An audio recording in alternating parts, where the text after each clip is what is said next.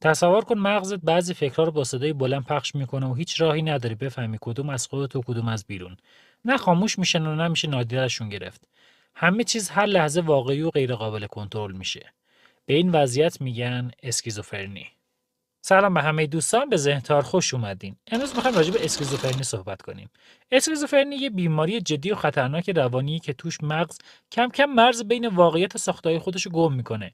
این فرد صداها، تصویرها یا باورهایی رو تجربه میکنه که برای خودش کاملا واقعی‌اند، اما در دنیای بیرون وجود ندارن. مسئله این نیست که طرف ضعیفی یا خیال پردازه. مشکل از جایی شروع میشه که مغز به بعضی از فکرها و محرک‌های عادی معنای بیش از حد میده. فکرهای درونی میتونن به شکل صدا شنیده بشن و سوءظن‌های ساده تبدیل به باورهای محکم بشن. تفکر از انسجام میافته. حرفا ممکنه پرش داشته باشن و رفتار یا آشفته میشه یا خشک و بی‌احساس. این باورها با منطق اصلاح نمیشن چون مغز فرد اونها رو واقعیت تفسیر میکنه. معمولا شروع اسکیزوفرنی از اواخر نوجوانی یا اوایل بزرگسالی و ترکیبی از زمینه ژنتیکی، شیمی مغز و فشارهای شدید زندگی میتونه فعالش کنه.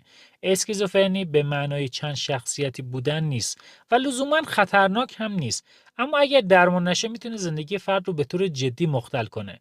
با درمان مناسب میشه علائمش رو کنترل کرد، ولی بدون درمان مرز واقعیت آروم آروم فرو میریزه. علائم اسکیزوفرنی چیا هستن؟ یک، توهم‌ها تو اسکیزوفرنی معمولا شنیداری‌اند. صداهایی که با تو حرف میزنن، قضاوتت میکنن یا تهدیدت میکنن. ولی در موارد شدید دیداری هم میشن. حتی میتونن بویایی و لامسه هم اضافه بشن. دو، هذیان. باورهای غلط و محکم که با منطق قابل تغییر نیستن. مثل تعقیب شدن، کنترل شدن، پیام‌های مخفی و غیره. اختلال رفتار و هیجان. مثل رفتار عجیب یا غیر طبیعی. حرکات غیرعادی، حالتهای هیجانی نامتناسب. واکنش‌ها به موقعیت‌ها یا شدید هستن یا ضعیف.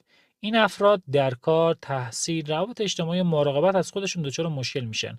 انگیزشون کم میشه و دچار انزوای اجتماعی و کم حرفی میشن. بریم سراغ این که اسکیزوفرنی چجوری به وجود میاد.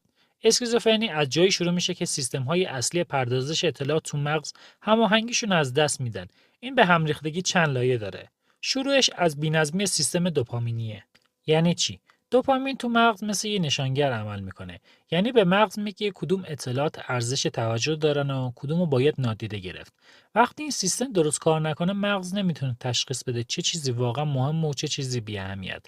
حالا تو اسکیزوفرنی دو مسیر مهم دوپامین مشکل پیدا میکنه. اولیش بخشی از مغز که به احساسات و انگیزه ها مربوط میشه بیش فعال میشن و باعث تولید انبوه، توهم و هذیان میشن.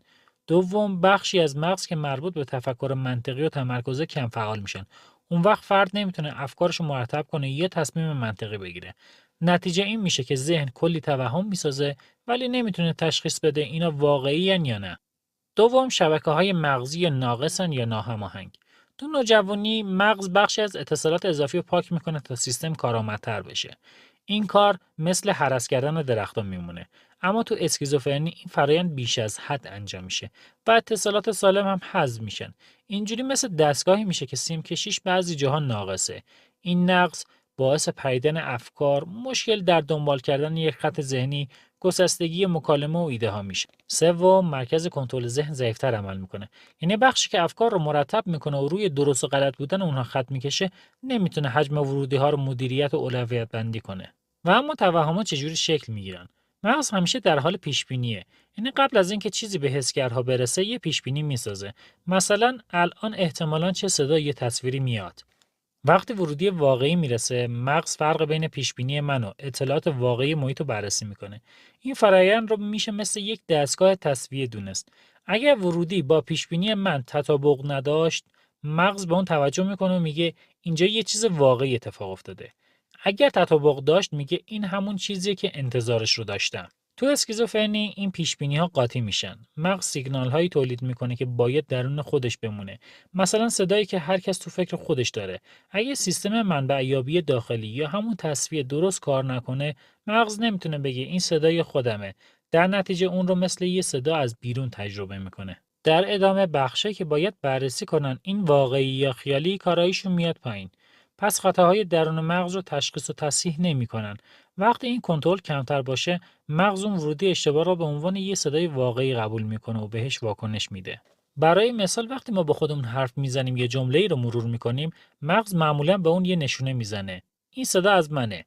تو اسکیزوفرنی اون برچسب گذاری حذف یا ضعیف میشه. اون وقت صداهای ذهنی شبیه به صداهای یه نفر خارجی به نظر میاد. اما فرق توهم دیداری و شنیداری کجاست؟ شنیداری معمول ترین توهم تو اسکیزوفرنیه.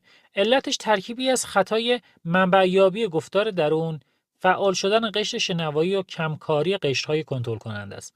اغلب هم به صورت دستور و صحبت کردنه. اما توی توهم دیداری وقتی که بخش‌های بینایی یا مسیرهای بینایی بیش فعال یا ناهماهنگ بشن که در صورت آسیب یا تحریک بیش از حد در قشر بینایی رخ میده. دیداری کمتر از شنیداری شایعه، ولی وقتی شروع بشه نوع شدیدتری از بیماری محسوب میشه. استرس شدید، کمبود خواب، مصرف بعضی مواد، التهاب یا عفونت‌های مغزی میتونن باعث افزایش توهم بشن. درمان اسکیزوفرنی ساده نیست. طولانی و اگر درست انجام نشه فاجعه بار میشه. یا بهتره گفت کنترل میشه ولی درمان قطعی نداره. با دارو درمانی مثل داروهای آنتی سایکوتیک، روان درمانی، آموزش بیمار خانواده و توانبخشی میشه تا حد زیادی کنترلش کرد و در موارد شدید احتیاج به بستری و شوک درمانی هم داره. خب اینم از معرفی و توضیح این بیماری. اگه از دیدن اینجور ویدیوها لذت میبرین حتما کانال ما رو سابسکرایب کنید.